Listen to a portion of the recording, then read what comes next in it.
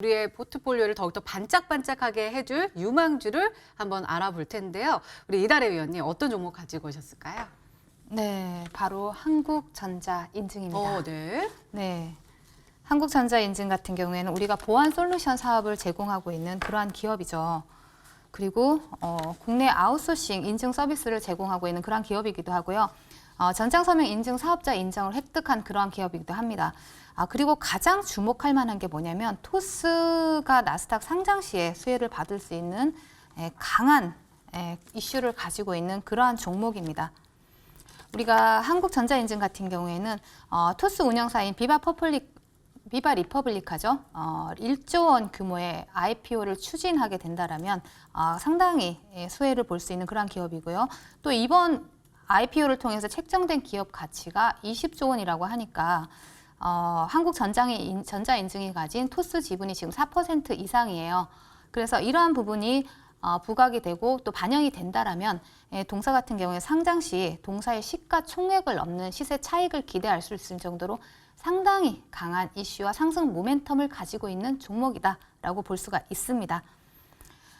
우리 최근에 투자 유치를 받을 때도 상당히 작년 6월 달에 먼저 투자 유치를 받았는데 그 3배 정도의 상승 흐름이 나타났을 정도로 상당히 부각이 되고 있는 종목인데요. 자, 한국전자인증 차트를 보면서 간단히 말씀을 드리도록 할게요. 자, 한국전자인증 보도록 하겠습니다. 자, 인증이죠. 한국전자인증 보도록 할게요. 자, 한국전자인증 같은 경우에는 지금 차트를 좀 크게 보도록 할게요. 크게 보시면 우리가 이거 보안 관련주로도 굉장히 상승 탄력이 좋았던 종목이에요. 지금 그동안 보시면은 상한가 이후에 계속 상승을 시도를 했지만 조정을 꾸준히 받아왔습니다. 하지만 장기 이평선을 이탈을 하지 않고 다중 바닥을 찍으면서 바닥을 지지해주는 모습이 나와주고 있죠. 하지만 중간중간 보시면 수급이 강하게 들어오는 모습을 볼 수가 있습니다. 이러한 강한 수급 같은 경우에는 우리 개인이 만들어낼 수 있는 수급이라고 보기는 좀 어려울 수 있는 부분이 있죠. 하지만 강한 수급, 최근에 강한 수급 이후에 거래량 없는 조정이 나타나고 있고요. 그리고 최근에 토스, 나스닥 상장 이슈가 나타나면서 동사가 다시 부각이 되고 있는데 말씀드렸던 것처럼 한국전자인증 같은 경우에도 대장주예요.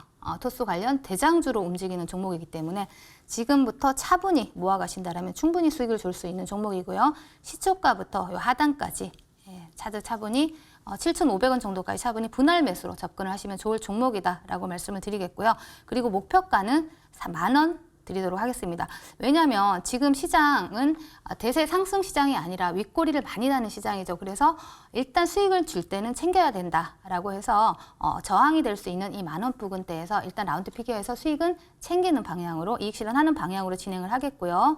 그리고 손절가는 하단에 7,000원 짧게 좀 보도록 하겠습니다. 네, 이달의 위원님의 유망주는 바로 한국전자인증이었습니다. 매수가는 시초가 이하부터 7,500원까지 분할 매수 전략 세워주셨고요. 목표가 10,000원, 손절가 7,000원으로 세워주셨으니까 잘 참고해 주세요.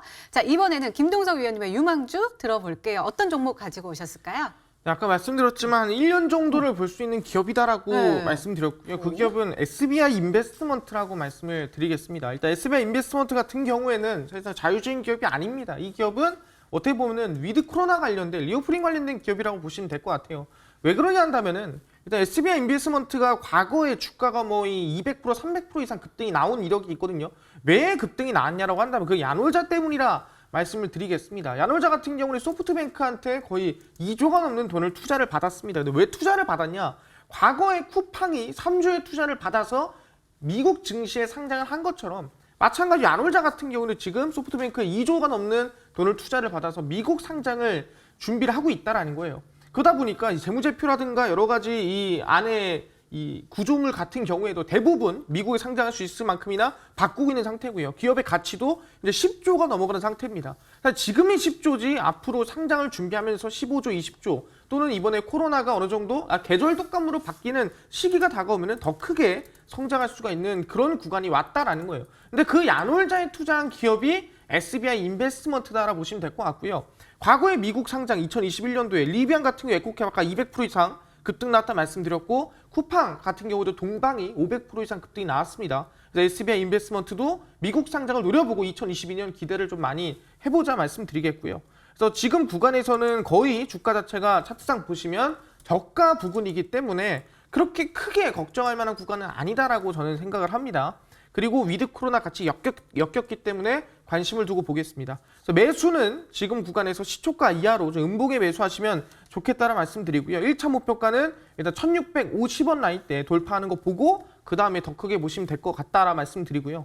손절가 같은 경우에는 지금 거에서 1300원 라인대, 그러니까 최근 저가입니다. 그러니까 최근처럼 시장이 크게 급락하지 않으면 이 구간에 깨기 힘들다 보니까 손절가 안정적으로 잡고 가시면 좋을 것 같습니다. 네, 김동석 위원님의 유망주는 바로 SBI 인베스트먼트였습니다. 매수가는 시초가 이하로 음봉 매수 전략 세워주셨고요. 1차 목표가 세워주셨네요. 1650원, 손절가는 1300원으로 세워주셨으니까 역시 잘 참고해 주세요. 자, 오늘